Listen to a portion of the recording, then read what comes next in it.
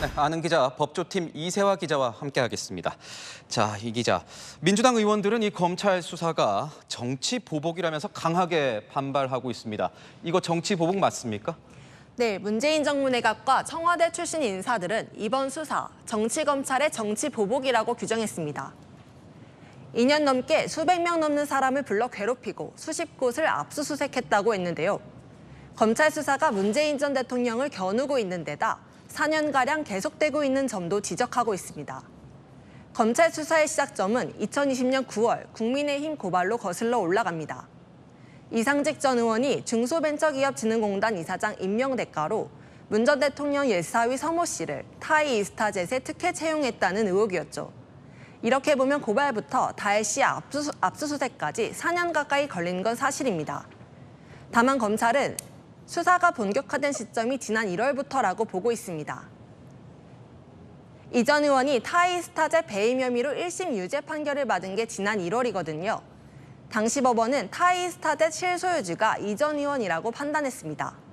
검찰은 일부러 수사를 끄는 게 아니라는 입장인데요. 조현욱 전 청와대 인사수석, 임종석 전 대통령 비서실장, 조국 전 민정수석 등 문재인 청와대 핵심 인사들의 포괄적 진술 거부권 행사로 수사 속도를 내는데 어려움도 있는 걸로 전해집니다. 네, 오늘 보니까 이 태블릿 PC 압수를 두고도 검찰과 이 민주당 의원들이 신경전을 벌이고 있던데 이건 무슨 얘기입니까? 네, 문재인 정부 청와대에서 정책실장을 지낸 윤건영 민주당 의원의 SNS 글이 발단이 됐습니다.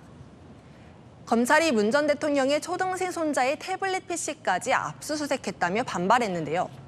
전주지검은 오늘 오전 곧바로 해명을 했습니다. 압수한 건 손자의 교육용 태블릿 PC가 아니라 문다혜 씨 이메일 등이 저장돼 있던 다른 태블릿 PC였다는 겁니다. 그러면서 윤 의원의 일방적인 음해성 주장이라고 맞받아쳤고요. 윤 의원도 오늘 오후 완벽한 거짓이라며 압수 목록에 손자 태블릿 PC가 있다고 다시 주장했습니다. 그러자 전주지검은 교육용 태블릿은 압수한 적이 없고 사건 관련성이 인정된 태블릿을 압수했다는 입장을 재확인했습니다. 현재 검찰은 이 피의자인 문재인 전 대통령이 그러니까 직접 뇌물을 받았다 이렇게 의심을 하고 있는 겁니까? 네, 검찰은 문다혜 씨 부부가 타이이스타젯에서 받은 2억 2천여만 원을 문 전 대통령이 받은 뇌물로 의심하고 있습니다. 문 전 대통령 부부는 생활비를 꾸준히 지원해온 다혜 씨 부부와 이른바 경제적 공동체였다는 게 검찰 시각인데요. 옛 사위 서모 씨의 타이이스타젯 특혜 취업으로 문 전 대통령 부부가 딸 생활비 지원을 끊었다면 서 씨에게 지급된 급여 등은 문 전 대통령을 향한 뇌물로 볼 수 있다는 게 검찰 논리입니다. 이런 논리라면 문재인 전 대통령이 실제로 이 뇌물죄 피의자로 곧 소환이 되는 겁니까? 네, 검찰이 다혜 씨 주거지 압수수색 영장에 문 전 대통령을 뇌물수수 피의자로 적시했습니다. 결국 문 전 대통령 조사는 불가피해 보입니다. 다만 조사 방식과 시기는 아직 정해진 게 없습니다. 먼저 참고인 자격으로 다혜 씨를 불러 조사를 한 다음 그 이후 어떤 방식으로도 문 전 대통령을 조사해 뇌물죄 기소 여부를 결론낼 걸로 보입니다.